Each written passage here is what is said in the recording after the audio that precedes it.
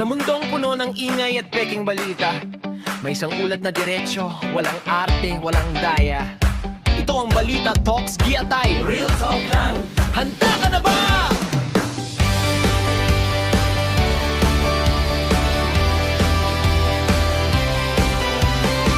Nag-uulat ng katotohanan, walang kulay, walang takot.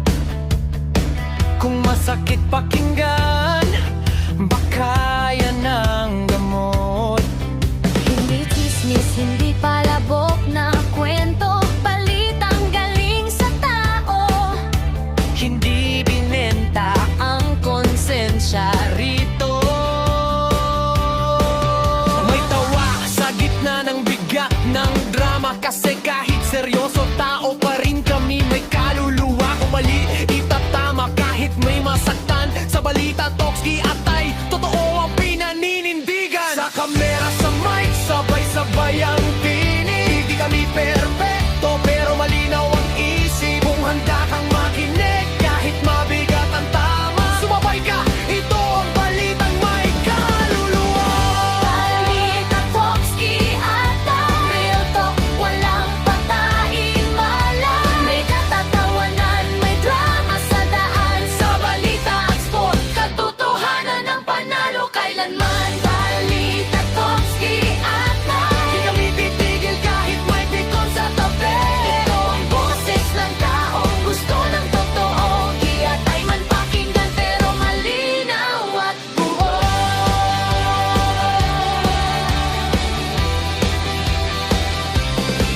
Iskara sa balita, klaro ang mata. Bonfire diretso, walang paligoy na salita. Kapeso real talk, walang preno ang bibig. Joel may prinsipyo, sa tama laging dikit. Miss Hot Babe, sa mga sikat ang binabalita. Joy at Malo, may puso sa bawat istoryang bitbit. Helen at Pogi, balitang may kulay. Marvin at Glo, facts muna bago hype. Stella at Ruth, kalmado pero matalas. Miss yan sa eksena, hindi basta-basta nalalampasan.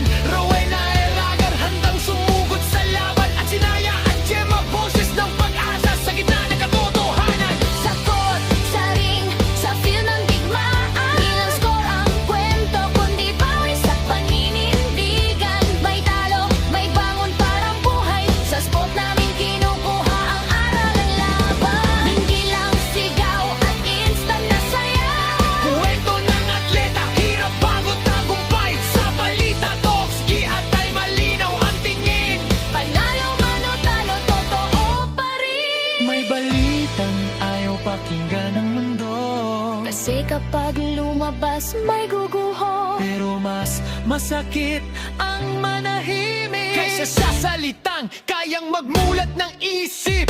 Real talk lang, walang script na plastic. Kung natamaan ka, baka may dapat isipin.